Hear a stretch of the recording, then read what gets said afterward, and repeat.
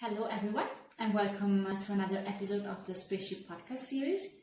I'm today's episode host, Fabiana. This podcast was created as part of the Cooperation Partnership project called SPACESHIP, a project that is funded by the Erasmus Plus program and supported by the Danish National Agency. The aim of the SPACESHIP project is that of enhancing the digital and soft skills of youth workers across Europe.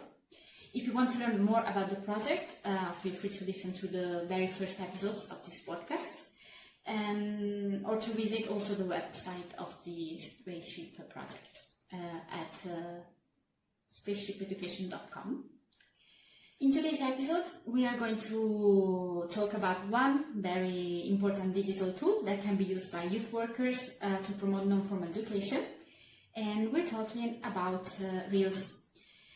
Of course, we're going to focus on Instagram Reels, but always remembering that now we have also YouTube Shorts and also Facebook Reels.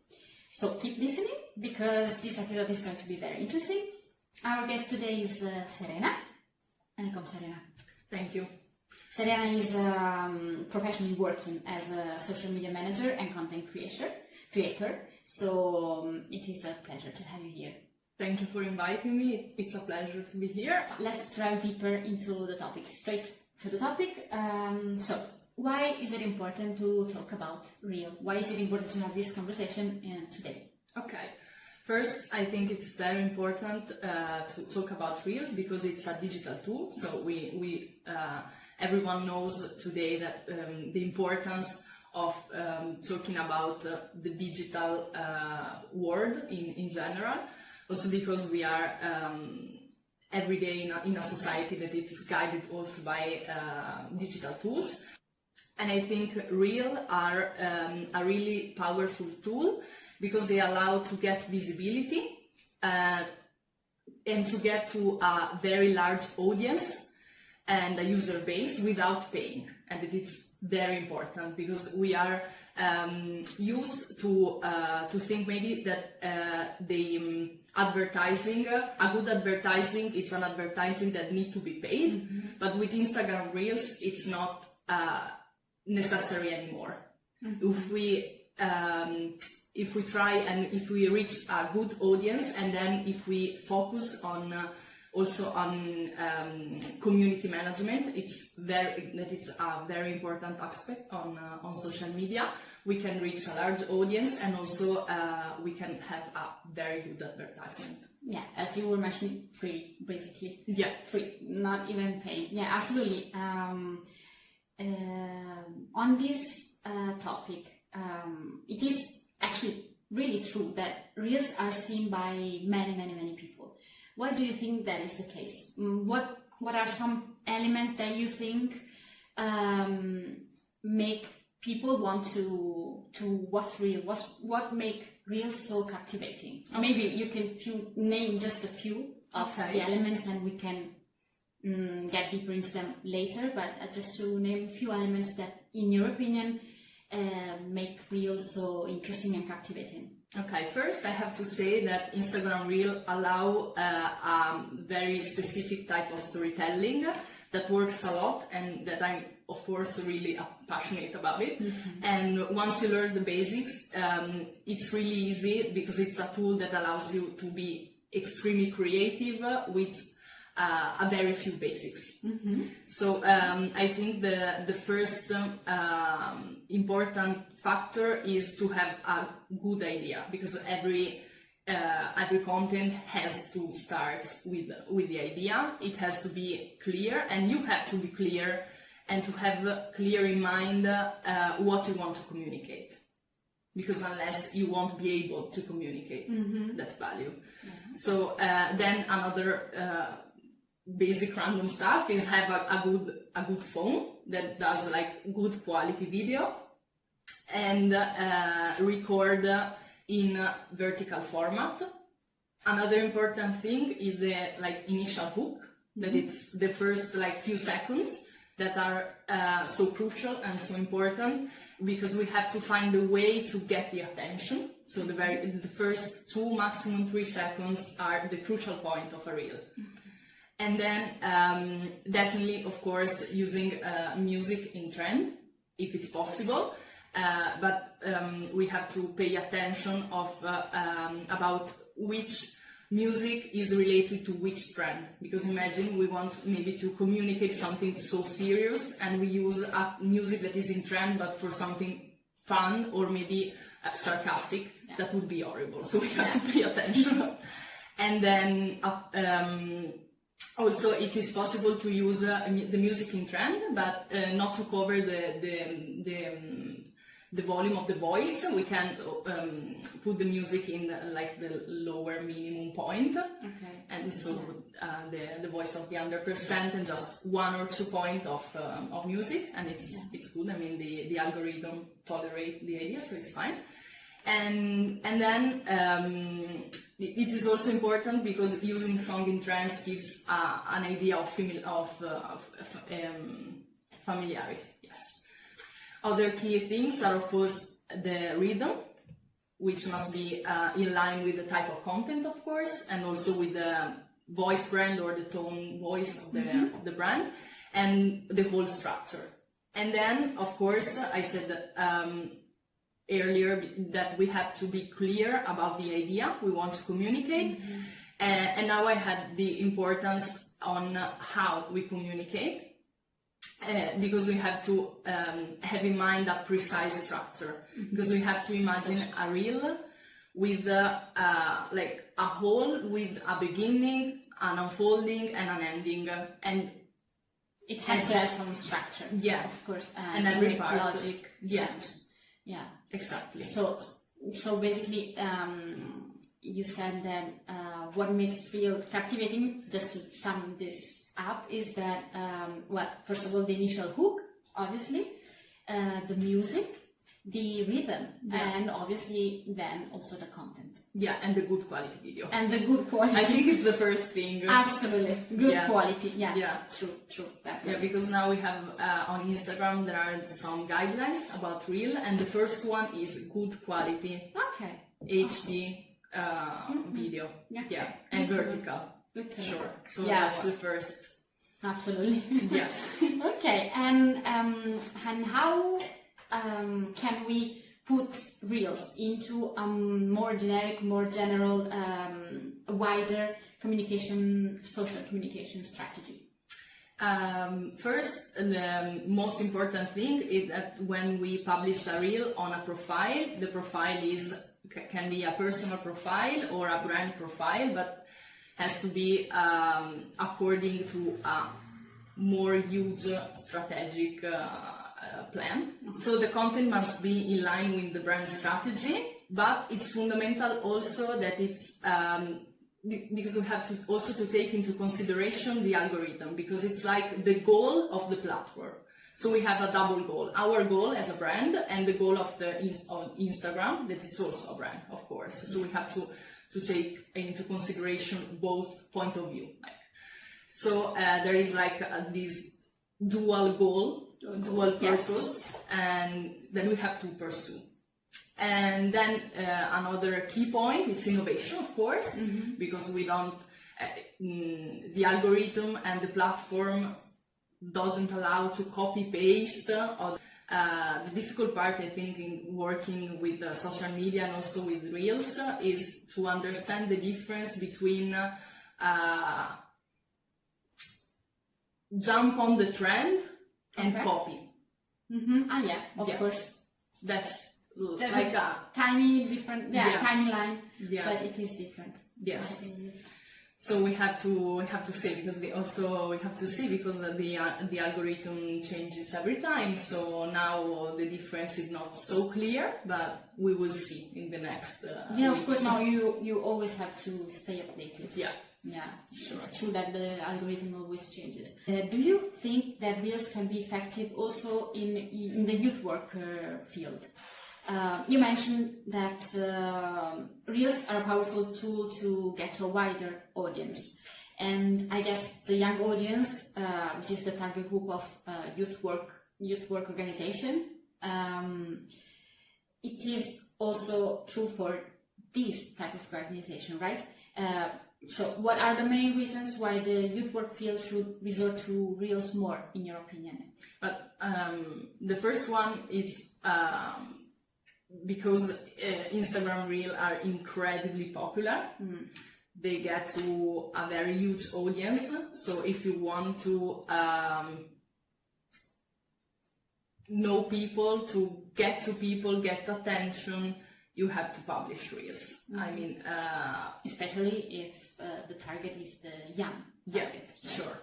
Because the normal posts or the carousels are not so efficient in that way. So it's very important to use Reels, and also because they say that people remember the 80% of what they see. And just, I don't remember if it's 10% or 20%, nothing more about what they read. So it's important. And also the general attention in general, but also on social media, it's decreasing. The attention span. Yeah, the attention span. True. So I think Reels, especially with a good initial hook, are perfect for this purpose. Yeah. Their strength lies also in their brevity and the visual impact, of course, because they are short. We have the Instagram Reels. I don't think they have a maximum time we can record or post, but between 30 and 60 seconds it's like the perfect duration. And then I think Reels are like perfect for non-formal education, because non-formal education often focus on hands-on experimental activities and skills that can be learned outside like the traditional setting. And Instagram Reels are an untraditional setting, and it's perfect. And it's also a way that young people use every day also to learn new things. So we have like to jump on the Instagram Reel like bus and go with the flow. I mean, society and the new generation appreciate Reels, so we have to work on it and use Reels. Yeah, and actually get more in depth into these things that you were mentioning. Why do you think that Reels can be specifically effective in this particular context of non-formal education? Well, the main reason, I think it's because people today are, especially youngsters, are accustomed to consuming fast and dynamic content. And Reels fits perfect with this new style of enjoyment or style of learning, and they are immediate, visually stimulating, and easy to share. Also, that it's an important component, but we can talk about it later. Okay. Yeah. And for those that, for people that are working in the field of non-formal education, this means being able to reach a wider audience. Perhaps also people who otherwise would have not discovered the course, in this case, the SPACESHIP course, or a specific value or workshop or whatever, educational initiative, it can be whatever. And also focusing on a more practical aspect, Reel allow to show activities, to show values, to show people, to show tutorials and demonstration, also in real times. An example would be a video, for example, that can teach someone to craft a project or a quick recipe, or also how to learn like a digital skill in just a few steps, for example. Instagram is so full of people talking about like little digital skills, and in this way the viewer can immediately learn something and also immediately put that new concept into practice. So it's very important. And I think this ability to translate like abstract concept into concrete action, like immediately, it's fundamental also in informal education, so and informal learning. And another key aspect of Reel that it's so important, it's the power to connect people. So, and create a community, of course, because that, I think, the main goal also for Instagram. The algorithm and the whole Instagram platform now, it's like focusing a lot on sharing, yeah, and community.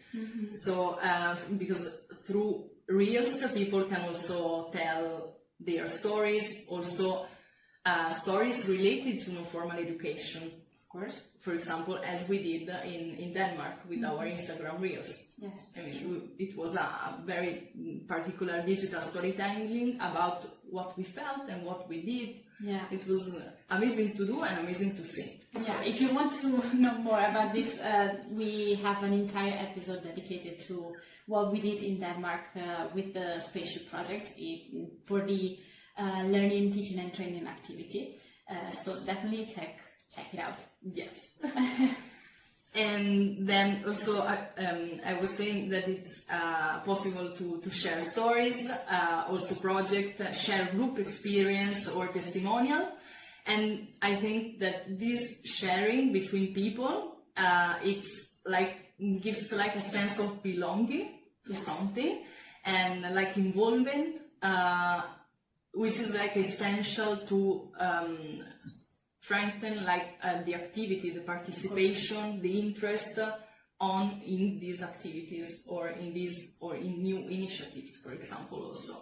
And in addition, thanks to the interactivity offered by the main Reels platform, there is also Facebook, but the two main platforms are Instagram and TikTok, we can directly engage with the audience. And so maybe now it's very common to put some polls, surveys, and it's possible, for example, for non-formal education, also, for example, to launch educational challenge, or invite people to contribute with their own reels on a certain topic, or with their story, their experience. I mean, it's like simply share and stay together and create a community. And this is not only amplifies the message, but also stimulates like collaborative participation, learning, and I think that is like a core point in non-formal education. Yeah, totally, absolutely. On this note, actually, since you already mentioned a lot of small tips, a lot of elements to create good reels, even earlier, maybe we can move on to this topic and try to answer to this question here, putting everything that you also said earlier together, how people interested in experimenting with reels and wanting to create reels can create good quality reels, as you were saying. Is there any tips or tricks that you could share with us? Okay. As I said before, quality, structure and rhythm are the key. To get more specific, I can say that in the last few weeks, Instagram shared like free guide to grow on Instagram with the Instagram Reels, and it's available on the dashboard for professional section. So not everyone has that section, but with the professional profile, I think everyone can have access to the guide. So for organizations, probably it's available? Yeah, I think so. And here you can find, in the guide, you can find lots of really valuable information. I mean, everything you need to have a good reel. Yeah. Okay, we have to check it out then. Yeah. Okay, yeah. Absolutely. And in the guide, you will find a lot of really valuable information. For example, that now the new algorithm wants us to post at least 10 reels per month, because they want a reel to become a routine. Yeah. We have other key points, that it's creating empathetic content. It's a key, of course. That means the user must be able to identify himself or herself in that video, because now it's not just about comments and likes anymore, but it's more focused on share, because when you share something, it's because you identify yourself or a friend, and if you share with another person, that means that you thought about that person. Of course. So you are like sharing a value. I don't know. It's more like less online, less virtual, and more real. The other important thing, it was about the length of a reel. As I said before, the ideal length is between 30 and 60 seconds. And two other new features are the return of hashtags, because they weren't so common and used anymore. Yeah, true. And now they are. Yeah, they are. Okay. And now it's good to use hashtags, of course, relevant with the theme of the reel. Of course. And is there also an ideal number of a maximum number of hashtags to put? I don't know. I think, for example, I know for the volleyball sector, the more you put, the best result you reach. But they have to be very specific. I mean, you can put volleyball and then volleyball team and volleyball girls and other 10, but they have to give something adding something, not just repeating. Yes. Okay. Yes. And also something that I personally try, that it's not appreciated by the Instagram algorithm, is to put hashtags in different languages. If you put in English, just leave it in English. You put in Italian, just use Italian, because putting, for example, pallavolo in Italian, and also volleyball in English in the same post doesn't work. It doesn't work. Okay, this is useful to know. Yeah, so for bilingual. for bilingual also, reels or posts or organizations that usually maybe are used to publish at least the text in double language. For the hashtags, then it would be better to just choose one of the two languages. Yes, in reels. In I don't know, and we will see. Maybe the algorithm changes another time, so we will have to stay updated. Yeah, sure. And then the other positive point is that, as we know, or we should know, Instagram doesn't like when we share a content coming from another platform with the logo of the other platform, for example TikTok. Okay. If we have a video with the TikTok logo and we upload it also on Instagram doesn't like the idea really. But we can do the exact contrary. But now Instagram likes when we post a reel on Instagram platform, and then we share with other platforms, for example Facebook, but also Pinterest and LinkedIn. Okay. And I would stop here because there are so many things we could talk about Instagram reels for hours, but without giving a full course to our listeners. Yeah. I think they have the basic already, so they can. Okay, is there something else, because we were talking about the many reasons why reels can be effective, also to get to the audience. Is there anything else that you would like to add? Yes, for example, a great advantage of reels, we know it's accessibility, because it's a tool that it's so easy to use. For example, we just need a smartphone. We don't require any large technical resource. It's just a smartphone, a good quality smartphone. But I think nowadays every smartphone it's almost good quality, so nothing special. And then this means that anyone can create educational content or share it quickly. So it's a very good tool, because also social media nowadays it's available worldwide, so we can reach a very large global audience also. So yeah, no geographical barriers then. Yes. Also accessibility also in that sense. Yes. Yeah, just think about people using reels like to explain an initiative or a scientific concept in a fun and interactive way.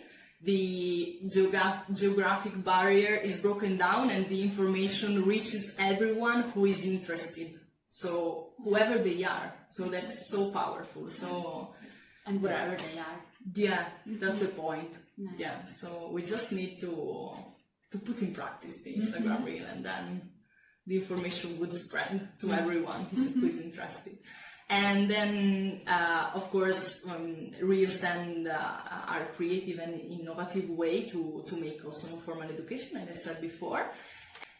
Also, reels are a creative and innovative way also to make non-formal education content and topics more appealing and also more inclusive, because you can get worldwide, so it's also more inclusive. And then through a mix of picture, music, video, storytelling, we can turn like even the most complex concept into something easy, also something catchy, also something very understandable. So yeah, this makes also learning more accessible to people of not all ages, but maybe, and to every educational level, almost. Yeah. So the real format, that it's very simple and it uses also a simple visual language, make it possible to communicate with people who speak also different languages or who may have difficulty following longer and more complex content, and to be included in something in the learning process somehow. So yeah, in conclusion, real are of course changing the way we promote and share non-formal education, also information in general, but also in this case non-formal education. They offer a unique opportunity to reach a wide audience, stimulate the interest in new skills or new projects, in new initiatives, new platforms, for example, and to create and to have an active community around, and also around the world, around an educational topic, around a digital skill, around something that it's a something in we put a value. Of course. So to sum up, if you're looking for an innovative way to spread the word about non-formal education project, I think Reel may be the right tool for you. Yeah, absolutely. I think what you just said perfectly sums up what we said during this episode. And we definitely encourage whoever is listening to start experimenting and being creative with Reels, seeing where it gets them. We also invite you to visit the Spaceship website at spaceshipeducation.com and to listen to the other episodes of this podcast dedicated to the Spaceship project. Thank you for listening to this episode, and thank you, Serena, for coming. Thank you for listening, and thank you, Fabiana, for inviting me. It's always good to talk about one's passion, so thank you again. Absolutely. See you in the next episode.